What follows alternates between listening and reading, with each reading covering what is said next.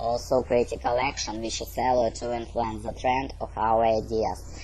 We are accustomed to speak of fact to give us the reason for this lacking, as imagine and decide ideas are changed into visual and auditory images. In conditions which are utilized for the analysis of dreams and pathological ideas, the activity is purposely and deliberately renounced, and the psychic energies are saved for some part of it, employed in attentively tracking the undesired thoughts which one come to the surface, thoughts which remain.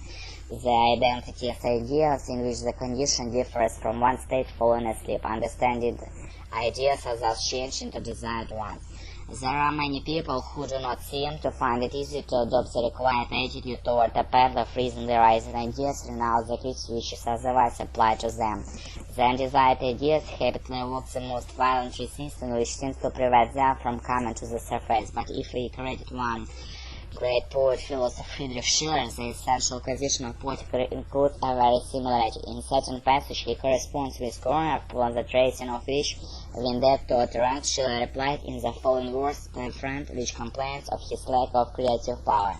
The reason for our complaint lies, it seems, to be the count which your intellect imposes upon your imagination. Here I will make an observation illustrated by an allegory. Apparently it is not good, and indeed it hinders the creative work of the mind. If the intellect examines too closely the ideas already pouring in, as it were, all the gates. Regarded in isolation, an idea may be quite insignificant and venturesome in some extreme, but it may acquire importance from an idea which follows it. Perhaps a certain collation with other ideas which may seem equally absurd, it may be capable of furnishing a very serviceable end. The intellect cannot judge all these ideas unless it retains them until it has considered them in connection with these other ideas. In case of creative might, it seems to me the intellect has withdrawn its watcher from the gates, and the ideas rush in parallel only then it review and inspect the multitude. If you worthy critics of whatever you may call yourself, as ashamed, afraid of momentary and passing madness, which is found in all real creators, no longer short of duration of which distinguish the thinker and an artist